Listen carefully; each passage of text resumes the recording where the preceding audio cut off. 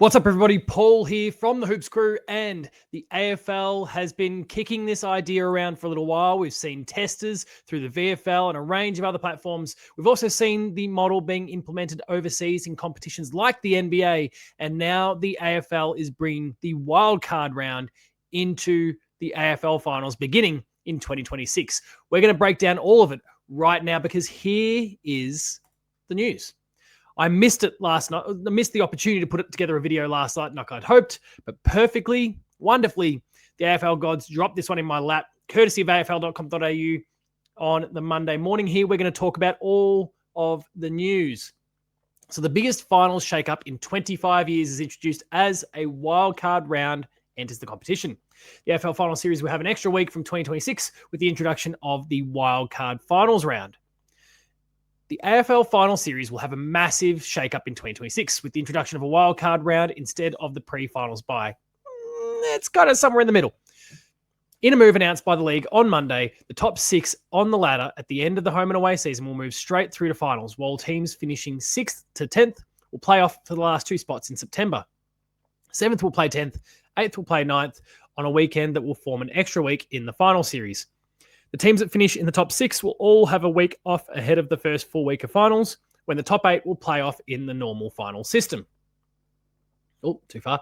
AFL CEO Andrew Dillon said the introduction of the wildcard round would be a huge boost for fans and clubs. We're thrilled to deliver fans an extra weekend of finals footy, while giving more clubs and players the opportunity to play finals footy and win a premiership, said Mr. Dillon. The wildcard finals round reflects our ongoing commitment to evolve our competition structure, building on recent additions like Gather Round and AFL Origin, ensuring our game continues to grow. This also means that all teams who finish in the top 8 of 10 will host a home final, giving fans a chance to see their club play at home in September. The change marks a departure from the top 8 final system, which was implemented in 2000 and adds extra week of high stakes footy to the AFL calendar. And that is the news so far. But before we get into all of that, we're going to pull it apart, and I'm going to share my thoughts, which may or may not gel with you. We'll wait and see. Let's take a word from our sponsor. The Hoops Crew Media Network is proudly sponsored by Cyril Cook Florist. Visit them at Shop 1211 Leather Street in Breakwater. Phone them on 035 222 2244 or visit their website at www.cyrilcookflorist.com.au and use the offer code Go Cats in the voucher field at checkout to get 20% off your next online purchase. Thank you, Cyril Cook Florist, as always, for your ongoing support of the Hoops Crew and all we get up to. Now, let's get into my opinion here, because honestly, I've seen a fair negative sentiment all across the internet over the course of the last 12 hours, 24 hours or so, as this news has started to bubble to the surface. And I think a lot of that negativity comes from very traditional types of voices. I'm not saying traditional people, but certainly people who've got a preference for the traditional state of the game. And in a lot of ways, I am a traditionalist as well. I don't like to see that much change. I've kind of got a if it ain't broken, don't fix it sort of mentality for a lot of these things. But this is not one of them. Now, don't get me wrong. I'm not going to say that I'm cheering for this.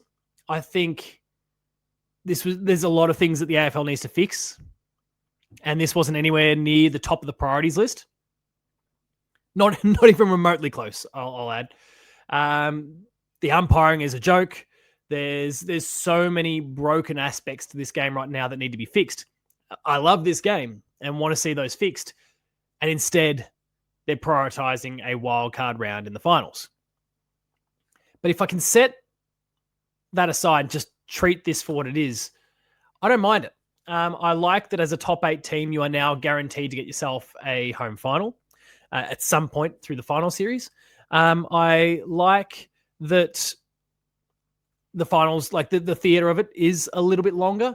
My big question mark, my big concern is that this year we saw such a clear split between the top 9 teams and the bottom 9 teams that I can't help but wonder, do we have enough depth in the competition to support this year in, year out? Or is there just going to be a game or two each year, the first 2 finals of the series, the wildcard games, where they're just going to be massive blowouts because you've got 2 teams that really shouldn't have been even in this conversation, suddenly entering the finals and getting smacked by the teams in 7th and 8th place in that season.